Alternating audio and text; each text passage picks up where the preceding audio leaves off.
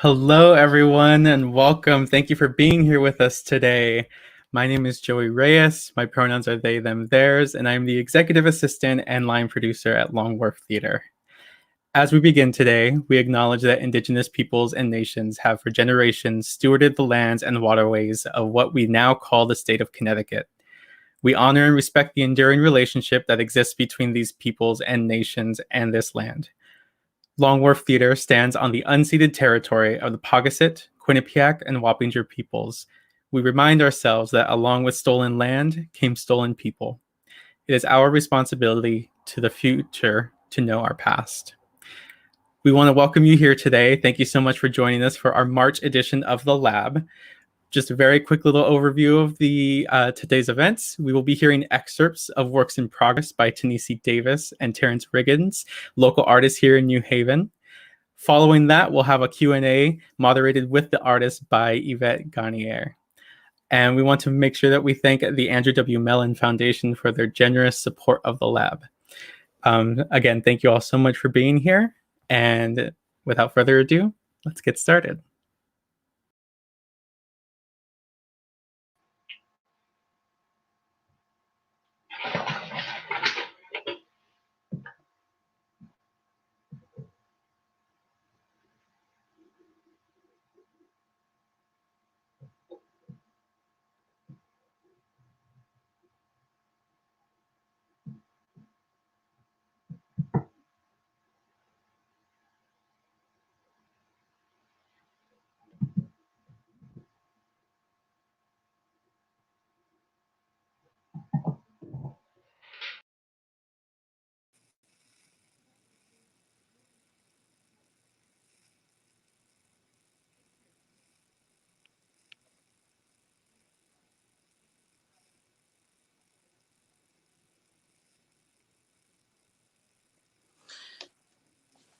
Hello, my name is Tenisi Davis, and the play I've been working on during this time is called Timeline, and I'll be reading a excerpt called Stars, Stripes, and a Black Boy. I'll start with the scene directions and go right into it. Act 2. Scene opens to a man sitting in a room. Jimi Hendrix plays in the background as images from the Vietnam War are projected, covering everything on the stage. As the images and music fade, lights come up and reveal Troy sitting in a therapy session.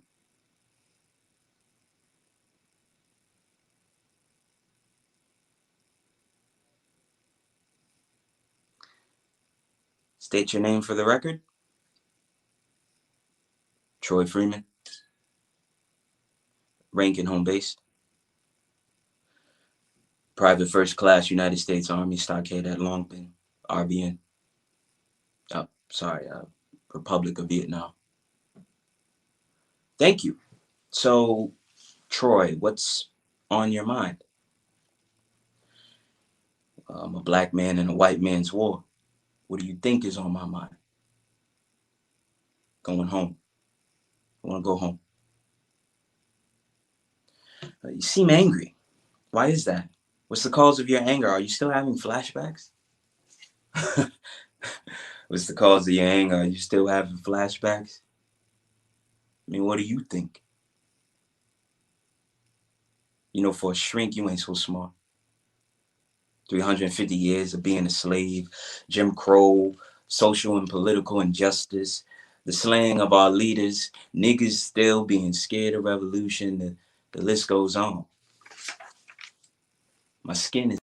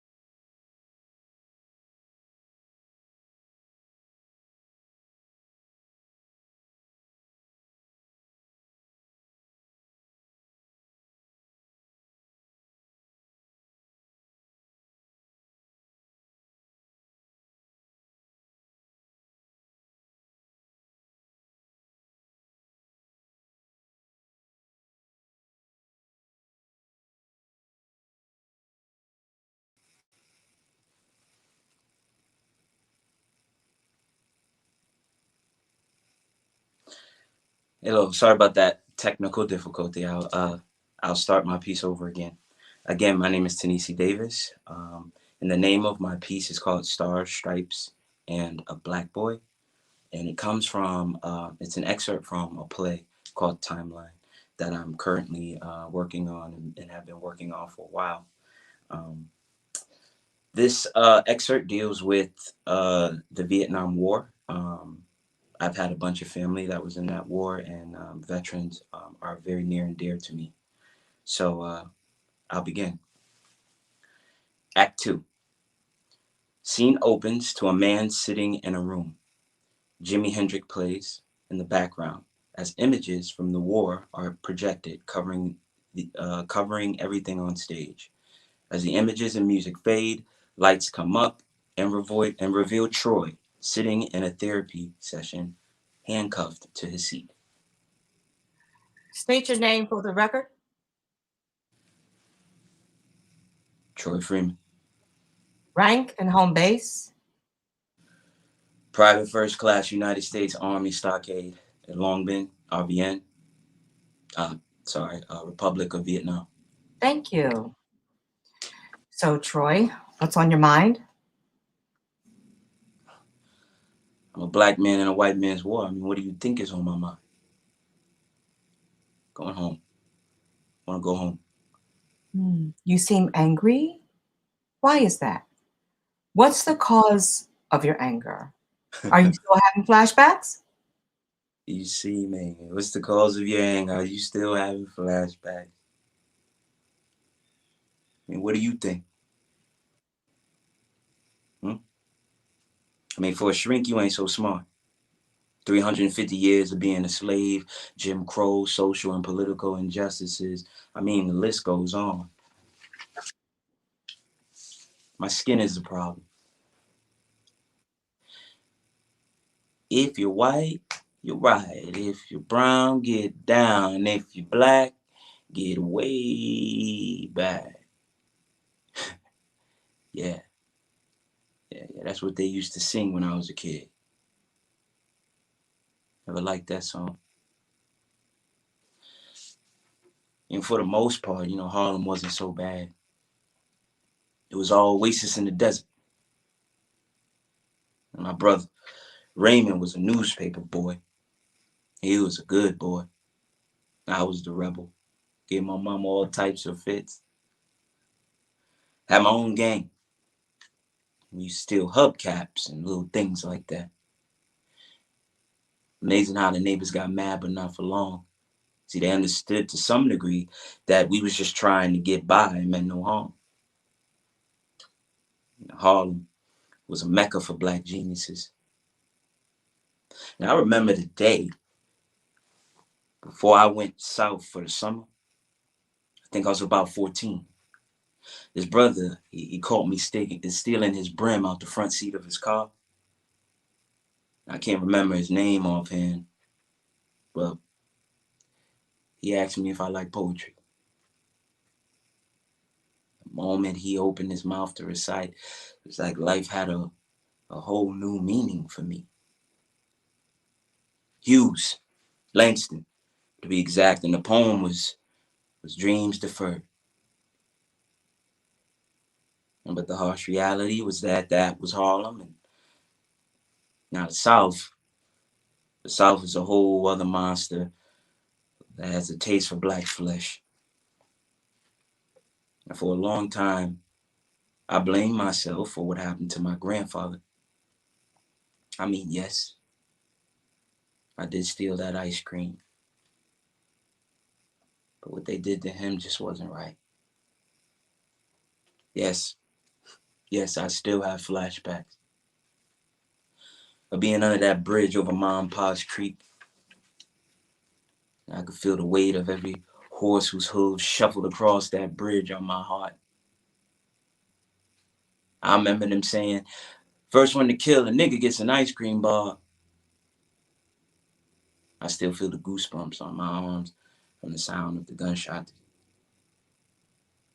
I can hear the thumps and cracks of my granddaddy's skull on the bridge as this hooded coward drug him from the back of his horse.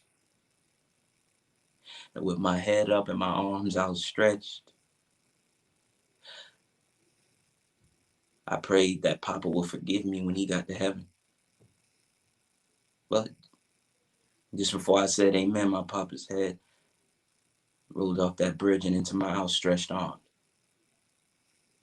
There was so much blood, my handsome Papa Freeman now looked like a ball covered with slabs of raw meat. I mean, there was no hair, no eyes, no nose, but his teeth. His teeth seemed to grin at me like everything was okay. And I still had the marks where I tried to cut. How could I possibly be comfortable fighting for a country that sure as hell won't fight for me? You know, let me ask you a question, Doc. You ever called a black man a nigga? Have you? Answer me. That same nigga has been fighting on the front lines in every war since the Civil War. That coon has seen more frontline action in battle than any white in now. Yeah, I know your scheme. Make sure your draftees fit the 3 descriptions: poor, undereducated, and urban. Then make sure you sprinkle just a little bit of racism on top by restricting opportunities in the National Guards and the reserves, token immigration. Now, let's not forget the discrimination on the military basis. Now, don't shake your head, no. At the Navy base in Cameron Bay, white soldiers wore Ku Klux Klan outfits, burned crosses, and raised the Confederate flag. Now, tell me, Doc, is that a country that cares about me?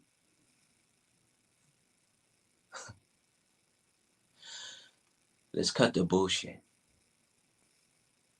I know why I'm here. You think you can change me. You think I'm an angry colored boy. You think I'm crazy. Well, guess what?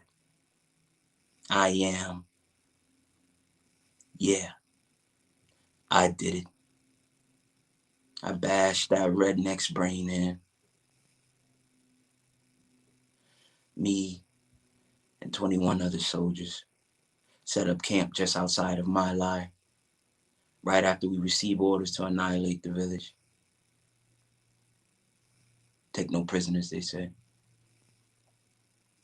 We entered the village, and to our surprise, there were none but women and children and old folks. Sergeant Franco asked one of the old women where the soldiers were. She told him they left. But that's not what he wanted to hear. So he shot her in the face, slit her throat, and dragged her body across the village to get the others to speak. But they all gave him the same answer. Sarge ordered us to kill everyone, man, woman, and child, but I couldn't. I am ashamed. I watched them rape the women, including the teenage girls. We went back to our camp as if nothing happened. Later that night, some Viet Cong busted in on us. I was one of 2 blacks among 20 whites. They killed everybody but the 2 of us. They looked us in the eyes and told us to go home because this wasn't our war. And we got back to base, we were jailed and accused of killing those white soldiers. A lot of the blacks were talking about escaping and killing as many rednecks as they could. And so we did. This white boy with the same voice as that hooded coward that made the ice cream bar bet on the bridge came at me with his knife, but I knocked it out of his hands. We scuffled on the ground until I got on top of him. I hit him so hard, he blacked out. Then all I could hear was thumps in the cracks of my papa's skull on that bridge.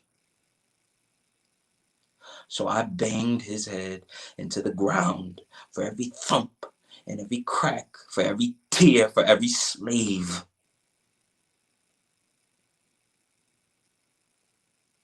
And when I was done, his teeth grinned at me just like Papa's. You see that? That was Papa in that boy's face. And he was letting me know he forgave me. Yes, me. A Project 100,000 soldier sent to fight with no training. I am Nat Turner in the flesh, and I have done his will. So you asked me, why am I angry? I wanted a piece of that sweet American pie until I realized it wasn't my flavor.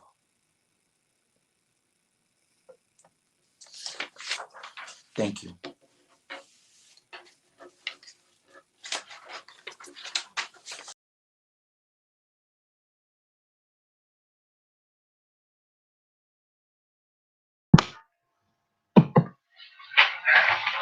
Thank you, Brother Tenisi.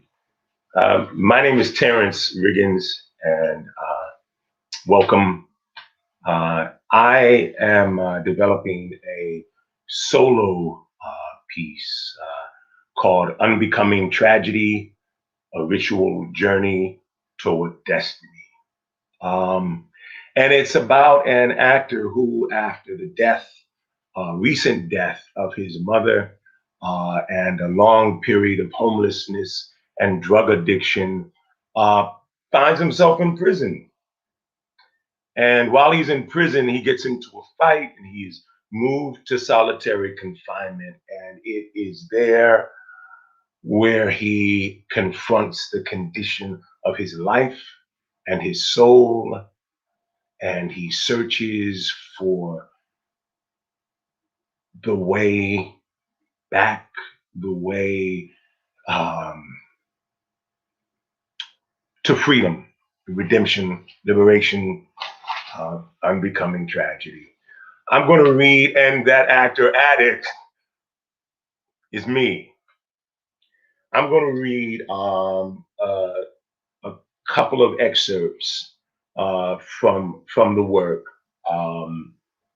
This first that I'm going to read is a memory of that he has. It's set in the solitary cell, but I have memory, dreams, visions, and all that take me out of that particular place. And this is one of them. This is a memory. It is New York City, and I scurry about in Quasimodo fashion to avoid the furtive glances of disdain. My garbage bag slung over my shoulder, I collect cans and bottles along the curb and trash bins. I hustle about, only pausing to hunch over more than I already am accustomed to in order to swipe up the most salvageable of cigarette butts and secret them away in my pocket. My satchel brimming, I carry my commodities toward their redemption.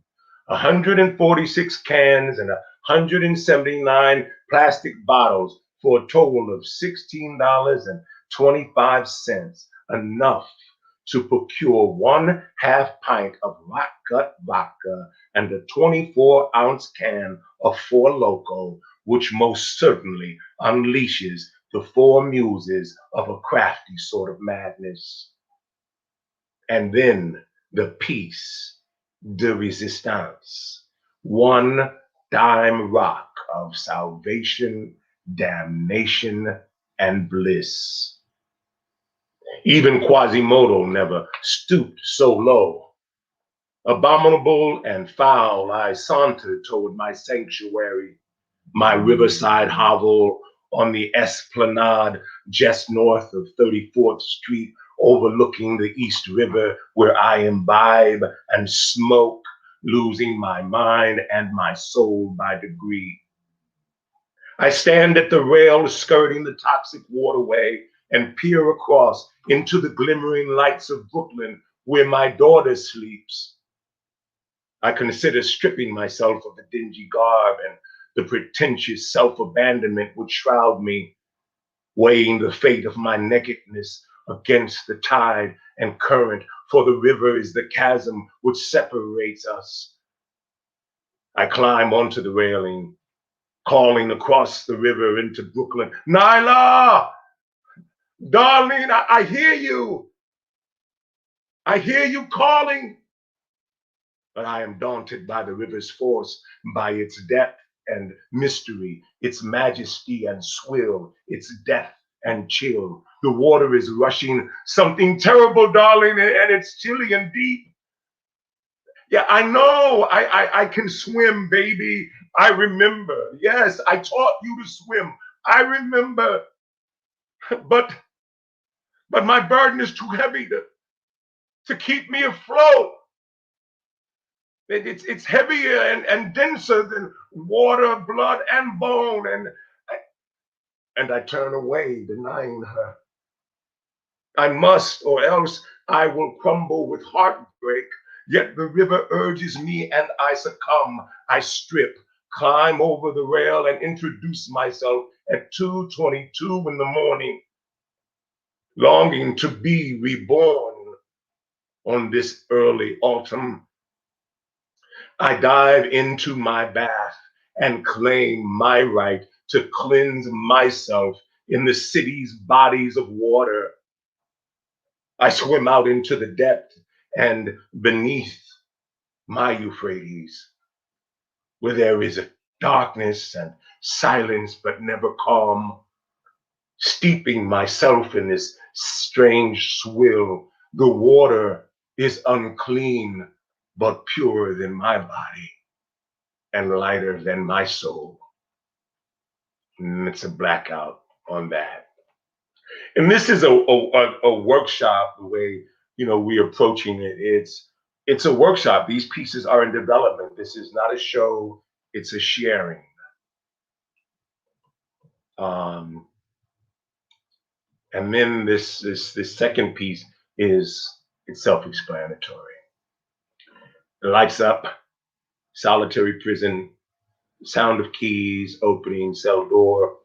The cell door opens. I enter carrying my bedroll and a small plastic bag of toiletries.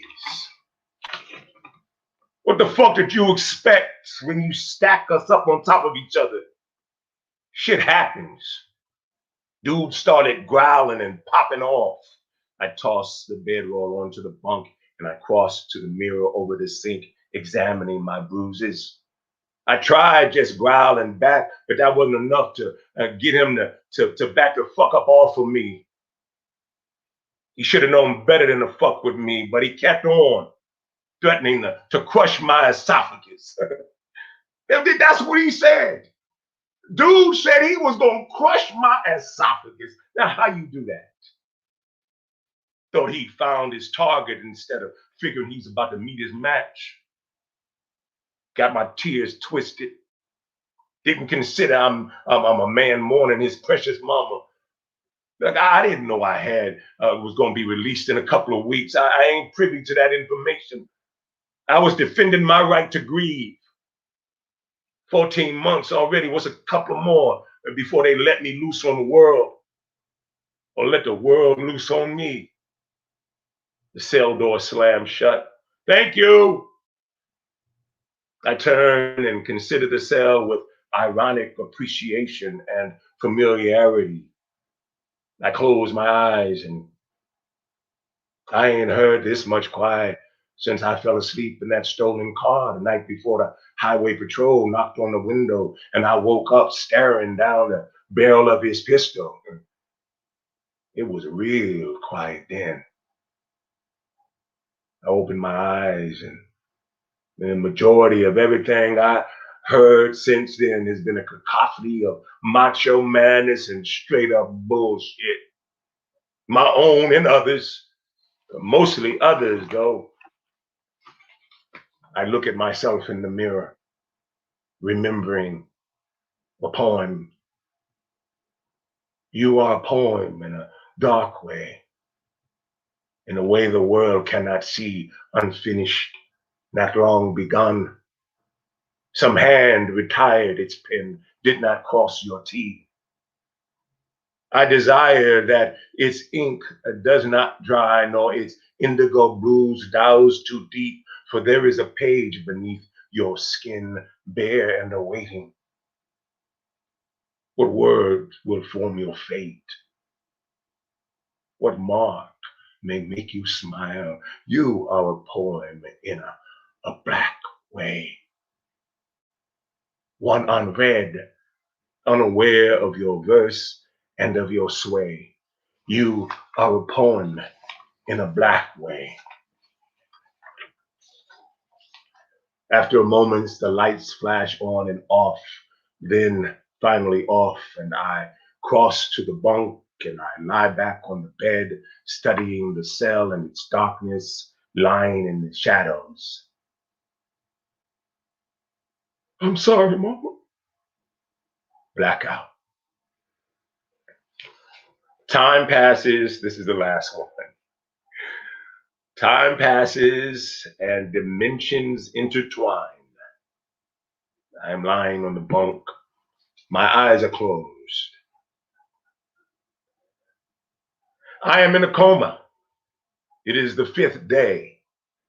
It is debatable whether or not I can hear. I mean, I cannot speak, though, so you are not actually hearing me now. You are imagining that you hear me. You are actually hearing yourself speaking the thoughts you are having, imagining yourself lying in a coma on the 5th day, speaking to others who are not actually there, but who you imagine from your small but preferred solitary prison cell.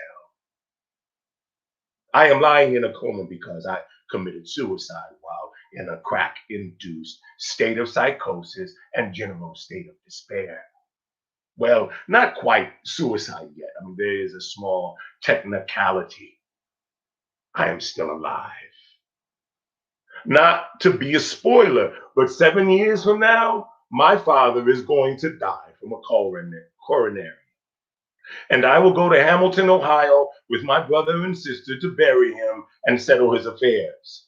I will gather all of the unpublished cassette tapes scattered about my father's apartment before I leave. Now, upon returning home, I will purchase a used cassette player from a local thrift store, and in my apartment, I will sit down before the altar which I will construct for my father and listen to his cassettes. Most will capture him singing original songs a cappella and reciting poems which I will remember having discovered in manuscript form 30 years before. Upon placing one particular cassette into the player, I will expect to hear rhythm and verse, but instead, what will begin is a conversation recorded inadvertently by an archaic telephone answering machine. All technology has some idiosyncratic glitch, and that answering machine's glitch will be that it continues to record for several minutes if the receiver happens to answer the phone while the caller was leaving a message. Tony, my father's best friend, will call. My father will not answer just then, and Tony will begin to leave a message. Riggins, answer the phone. I know you're there. You can't fool me. I just drove by your place 5 minutes ago when your car was in the driveway. You ought to put some air in the back tire on the driver's side. Pick up, Riggins. My father will relent, and Tony will inquire about the well-being of my sister Tiffany, who, my father will reply, is doing fine, but she will have told him that I tried to commit suicide. And I'm in the hospital. Voila. Tony will encourage my father to go and see me, and my father will apply. I hear you, Tony. I mean, I could do that, take a couple of days off for a week. I have enough time to do that, Tony, but, and this may sound kind of messed up, man, but not a big Terrence can be saved. Then, beep, beep, beep. Will go the answering machine, ending the recording. Beep, beep, beep. Ironically, not unlike the beeps from the life support machines that you imagine hearing now.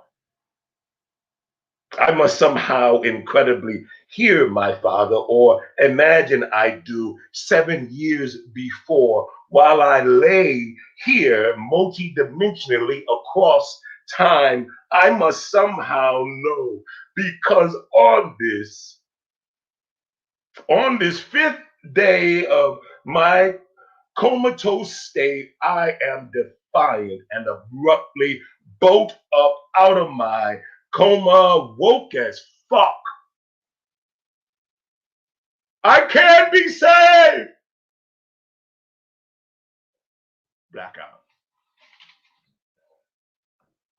Thank you.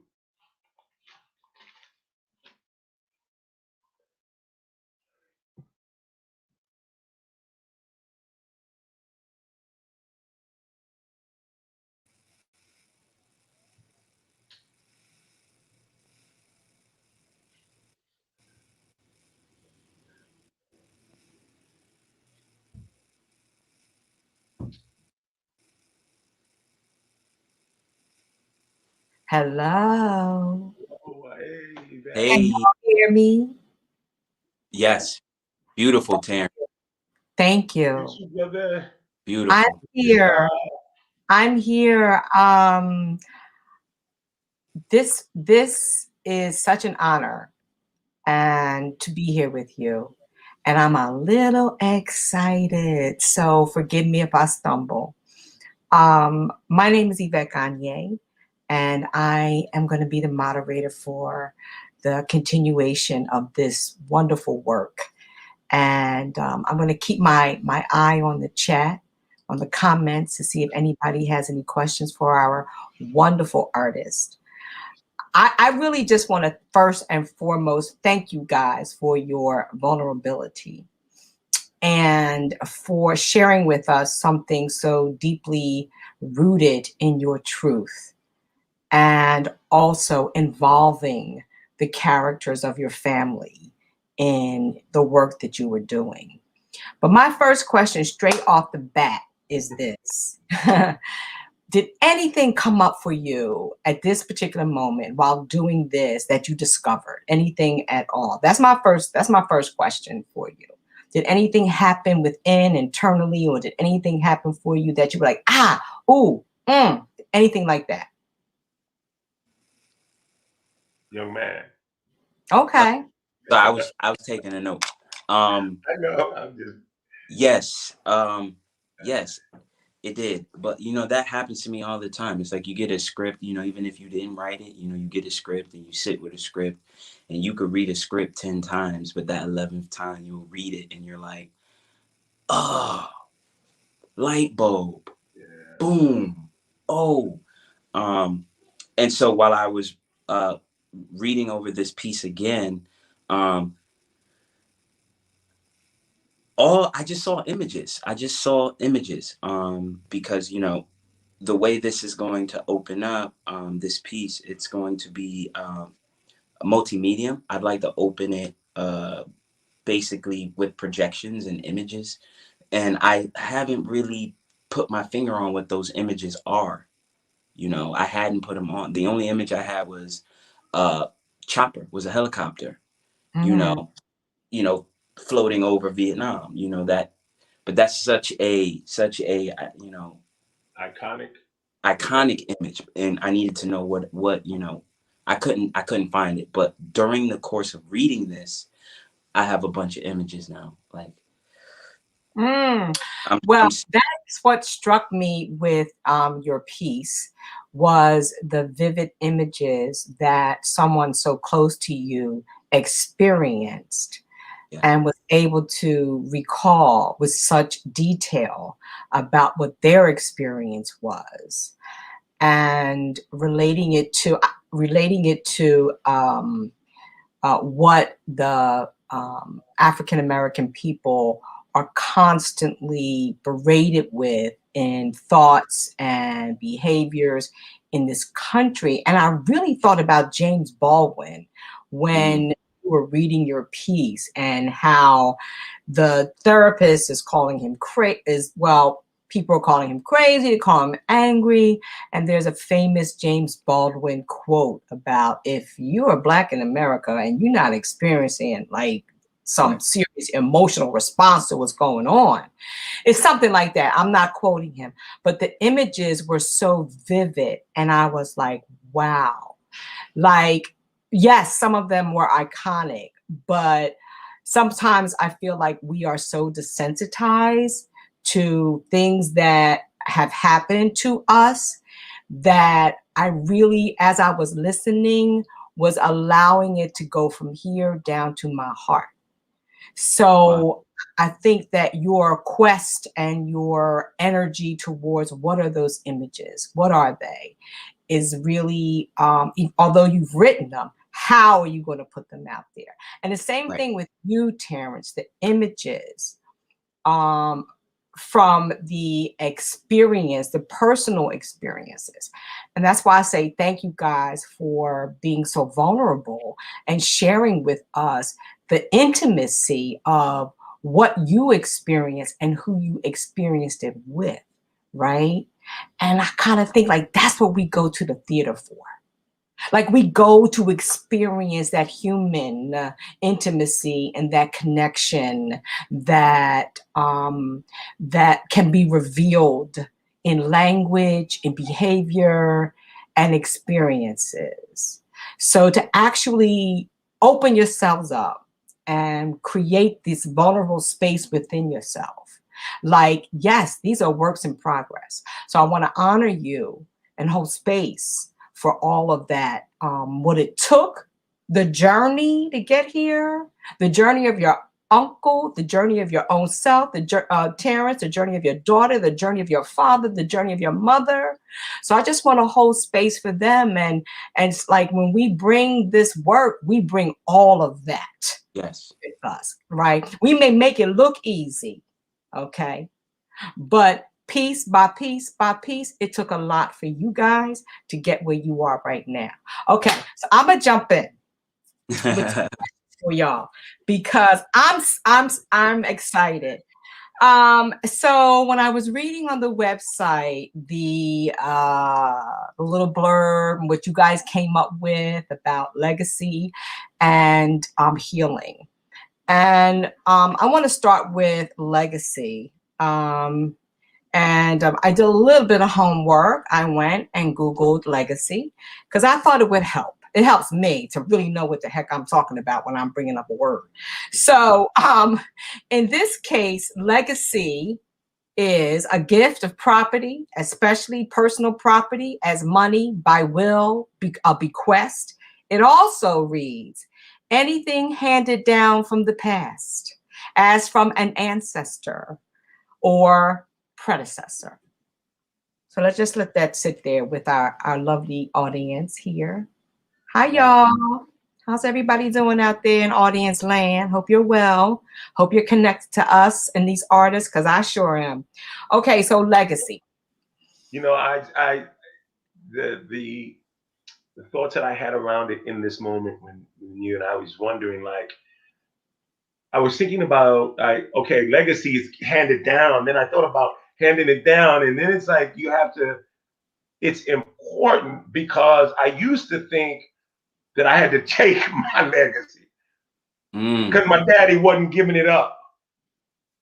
But there was something there, but I had to sneak it. I had to go around like, you know what I'm saying? He just wouldn't give it freely. But in a way, I think that I was not doing him service. And I think I had to I thought I can't.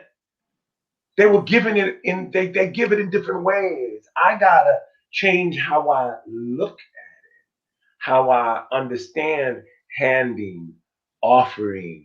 You know what I'm saying? And it doesn't always have to be so obvious, like here. Yeah.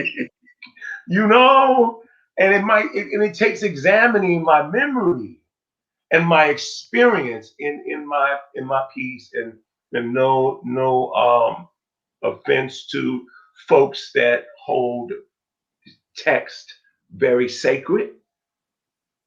But I have a line where I say, my life is my Bible and my mama is God. You know, because I have to look at my life and find the lessons of my life, especially the kind of life that I've lived. And it's important for me, in order to go forward, to look and find the lessons, find the truth, you know, strip it of the stigmatization and whatever. So anyway, yeah. So that's that. But in terms of legacy, sometimes we have to examine and look for our legacy and discover it. Yes, because sometimes we just think legacy is something that is simply handed down. And universities have legacy. People come in through legacy. We get things handed down to us, and for a lot of people, it's not so obvious what the legacy is. So I'm going to throw out these popcorn questions to you guys, and I hope that it helps. What flavor? What flavor? A little salt, caramel, chocolate, and butter. With a sweet and creamy, salty butter. All right. Fresh from the pot over there. All right. So, what does legacy mean to you? And what is your legacy from this experience? Do you see what you're writing as legacy? And here's the thing. If your legacy is negative, right? And what I mean is things that happen that are harmful, abusive, and that's been passed down to you. Is it a burden? And how do you fulfill it as artists? I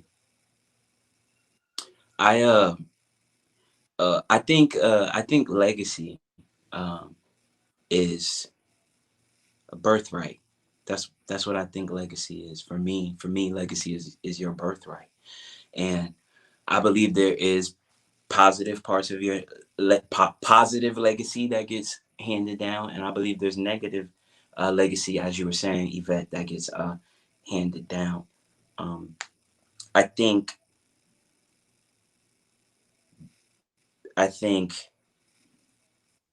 even when it's negative, I think it's positive, and I say that because you have to look at how do you look at what negativity is, right? So like a loss, right? A loss or a failure, right? A loss or a failure are much more than a loss or a failure. In my opinion, they're a lesson. There's something you can learn from that. So when you have something negative that's passed down through your legacy, I believe you need to take it and you need to look at it and you need to examine it. You need to understand the past. You need to understand the right now in order for you to build a profitable future. So sometimes you got to get that bad legacy that gets handed down to you so you can really look at it and say, okay, this is what I need to do to turn this into positive legacy for the next. And it's an active thing. Yeah. I don't really think that that's something that I have actively thought about in who I'm passing down things, self experiences to. But when you write, that becomes, and I've been writing as well, y'all, but it's about you guys. When you're what you're writing becomes that legacy and that passing on. And it can be treated as such. You know, this is what we have, and this is where we're going to pass it on to, and this is who we want to receive it. So, yeah, so that's what I wanted to try to get at. I believe that to go into a thing and to begin to create something and build something, I think it's volition. It comes, one is compelled to. Now I'm sure that there are definitely folks, and have been and will always be, that think about their legacy, the generations, this and that. I'm gonna leave something for my children. And I mean that's their legacy. To think that way, to think as their life experience in that way, building, you know, this and that, institutions and all of that. And then some folks, you were talking about the trauma, you know, their legacy being very traumatic. And is it that is like a lot because we store it in our bodies. Against our wills, you know, the pain and the hurt. And then that starts to morph into something and starts controlling us in different ways and stopping. For me, it was stopping me from doing certain things because I hadn't processed and examined the trauma. And fortunately, I was able to get away in that small little cell, in that space, and examine some things. Yeah. You know, and to be alone. And I'm not afraid to go into my mind and be alone because I cultivate that to as a reaction to the trauma in my childhood, where I would go off in a dark closet and sit there for hours. So I knew how to, like, this thing didn't like overwhelm me as much. And the stigmatized, you know, activity and the habits and the homelessness and the drug addiction and prison and this and that, it's me, it's of me, but it's not me. You know what I'm saying? The trauma is of me. I stored it, but what I had to do, because of an aunt who was really out there, and she actually committed suicide, and that was the first time that I ever knew that you could. And that's when I became to look at it as, oh, that's my out, that's my escape hatch. I used to think that throughout my life, like, oh, I can always do that because my aunt did. But what the things that happened before that, right, is that once I got to a certain age, I realized I love my aunt. My aunt, she suffered. It wasn't about me in that space. I just happened to be there. Yeah. I just happened to be there. This is, yes, both of your pieces are totally about this legacy thing, right? And that I feel, that I sense. And we could go on and on and on and unpack this even more, you know.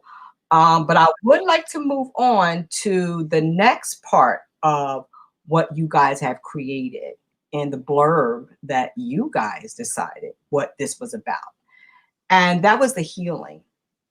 And my trusty little Google, let me get to my definition. Because I don't like to take anything for granted. Like, oh, we all know what it means to heal. But healing is on purpose, right? And healing is a purpose. So the definition of to heal, of a person, treatment, cause, a wound, injury, or person to become sound or healthy again.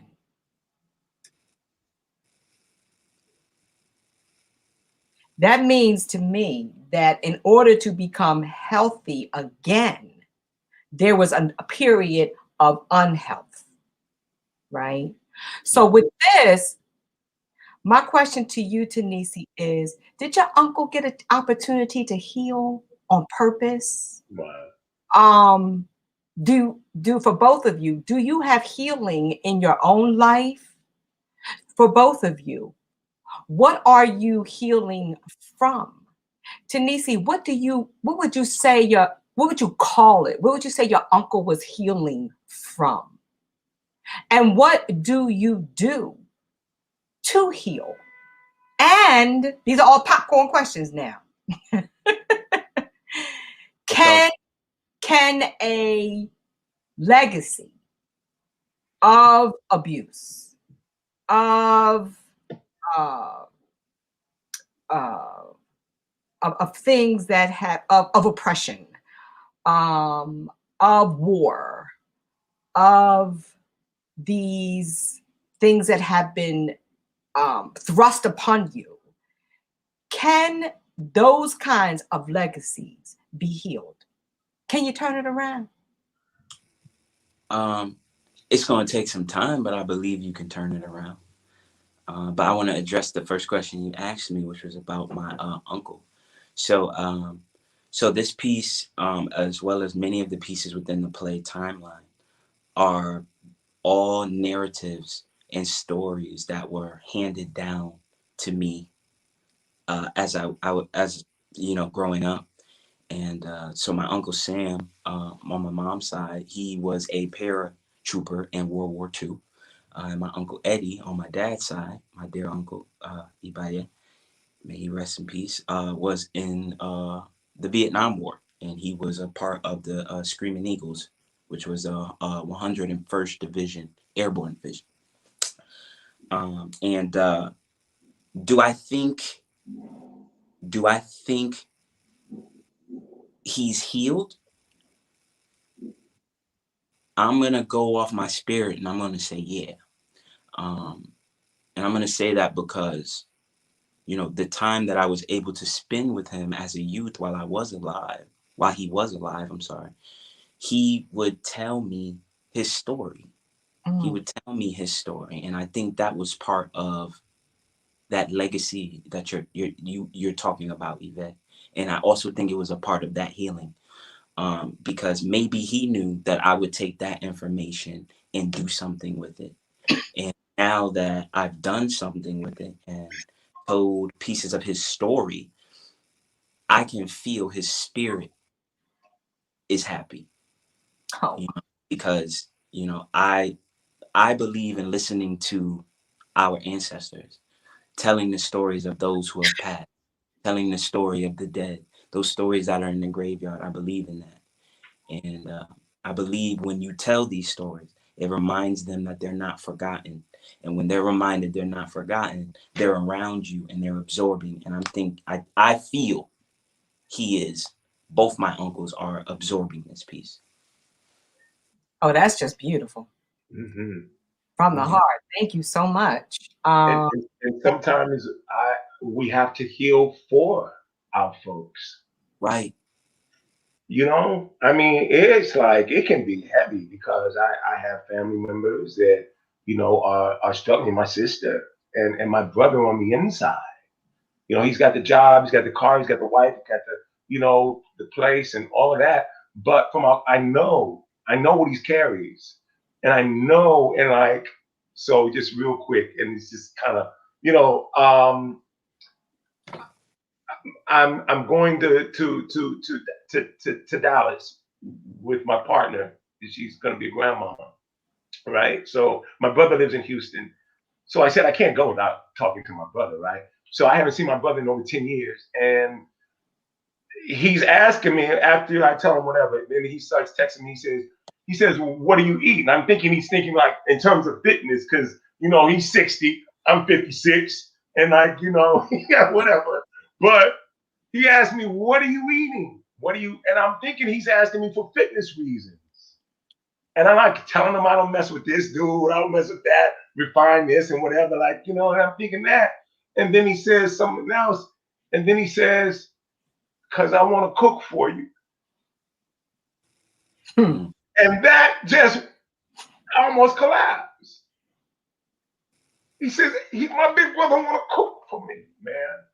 And that was like, that's healing. And it's like, if healing happens organically, it can. If we try to force it, if we just be and heal and keep in contact and connect, then our healing becomes our legacy. Right.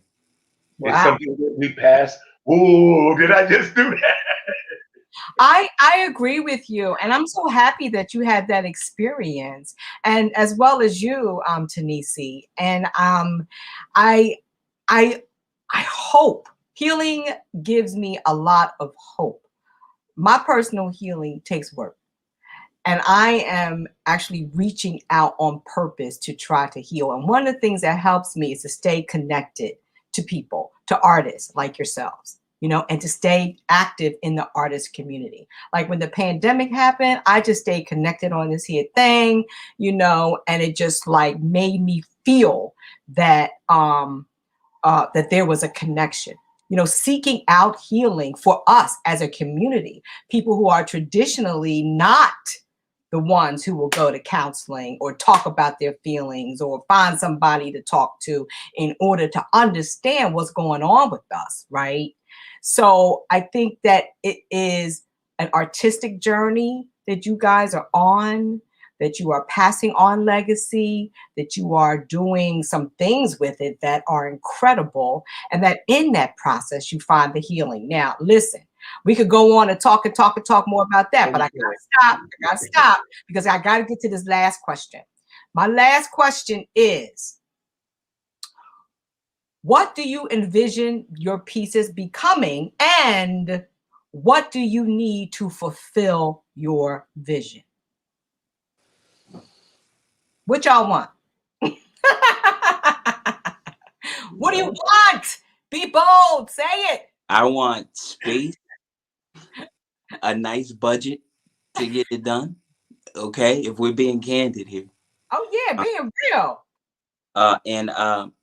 Well, for my piece, really, I wanted to start in the theater and then go into schools and then go into universities, because what I'm trying to do is help heal legacy, you know, through what it is I'm doing. And part of that is understanding who you are as a person. Where do you come from? What is your lineage? And reminding those little boys and those little girls and those who are Black and brown who think that their lineage started at slavery, and letting them know, no, it did not. It started here. And these are all the things you did. And this is how great you are. Now, be bold enough to change your narrative and go out into the world and be what you want to be. And that's really what I want to do with this piece. So, yeah. What about you, T? The universe, you know, I've had to like rely on the universe and like get out of the way. Yeah. Do the work that I do, you know, and allow things to unfold as they do and deal with however, you know. Yeah, but I'm just like this moment I'm full. Well, I can just say, like, from my experience with you, Terrence, you seem to be in the flow of the universe and in the flow of life, on a good on a good flow with things happening for you and for your work. And so I'm really connected to you in that way, you know, and I really. And that's about community. Yeah. Just real quick, there have been periods of my life when I've been away in obscurity, like 3-5 year periods throughout my life, right? And each time, the first two that I came out of, I would come out and my first thing is like, I want to be an actor. I got to get an agent. I want to be on, you know, do all of this, and just lofty dream. I didn't think about community. I didn't think about any of that because I wasn't used to it. And this last time, in this experience in prison, something happened. When I came out, I immediately connected with Narcotics Anonymous. Like, if I'm going to do anything, I got to stay clean for the rest of my life. And that's a hard fact for me. That's it. And it's not hard. The hard part is over. You know, I just got to maintain. And then it was about the community. I've been in the apartment that I've been in for like 5-6 years. I've never had that in my life. This is like new to me. So I realized it's about just learning how to live in a community and just be and allow the universe to unfold. Follow your truth and allow just to see how that happens and get out of your way and other people's way. Yeah, and thank you, everybody, for being here, and thank you, Long War, for holding space for these kinds of conversations. And you know, like there is has to be a continuation of opening up spaces for these stories and for these artists, and the support that is there. Like, yeah.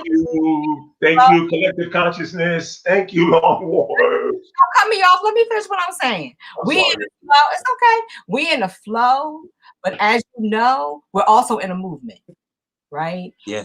And the theater is responding to the movement, you know, to people who have been marginalized, have been on the outside. Yeah. You know, a generation before you, Terrence, you know, a lot of them got lost because they didn't have, you know, theaters and places really holding space where they could be a community and support it. So it's about that kind of change and that kind of like environment that we find ourselves in right now, which is pretty nice as far as what's happening right here and in this space with this theater company, with you artists, with Joey. And I think I'm gonna like say thank you. Let me just say this. I don't want to start another conversation, but but I just want to say, and how did August Wilson play a part in all of that? Ooh. Oh, well, that's I know, but I just couldn't say. You know who I am, what August means to me, okay? Because but he's in my play. You know what I'm saying? Because me too. But I'm just saying about legacy and healing and theater and opportunity and all of that. Just it's yeah. I'm sorry. I know that was a whole. I don't know if you know, but I worked with August Wilson on 3 plays, and I originated 2 of his roles. So I'm like, I know, right? Yeah. We started talking about August Wilson. I know. A whole other conversation. I told you. I saw her, and a friend of mine reminded me that the first time I saw her was at Jim of the Ocean at the Taper in front, and we were outside of intermission. That's when I met August Wilson and his wife, and she was playing Black Mary. Wow. Yvette, we need to have a whole full-fledged conversation. Terrence, you got to be in on it because I need August stories. This is my idol in terms of writing, putting a pen to a piece of paper, and documenting the Black experience. Yes, brother. Okay, that was a little bit of. You got me messed up now. Thank you, everybody. Thank you, everybody. Come out. Joey, you want to come back on and close us out? Yeah. Y'all, that was so amazing. You all are so amazing. Oh my goodness. Thank you, Tenisi and Terrence, for sharing your pieces with us. Yvette, thank you so much for that wonderful, beautiful conversation. This was such a beautiful space to be in today. And thank you to everyone who's out there watching. And a special shout out to Collective Consciousness Theater and partnering with us for today's event. And another thank you to the Andrew W. Mellon Foundation for their generous support in making this space exist and happen, and to be able to provide this to our wonderful artists. If you all want to stay in touch, you can visit our website at longwharf.org. Everything's there for you to dig into. And the next lab will be on Friday, April 9th, 2021. So make sure you're there at 1 p.m. Eastern. and keep in touch with us so you find out what's going to happen that day. Thank you all so much. Thank you, All Joey. right. Okay. Have a lovely Friday. I just wanted to put my email in the chat, but I don't think I have that kind of capability. I can put it in a private chat, but I can't put it in the comments. So Joey, if you could just add my email to the chat, I'd appreciate that. Sure. Okay. Absolutely. All right. Thank you. All right. Thank you, everyone. Till the next time. Yes. Peace.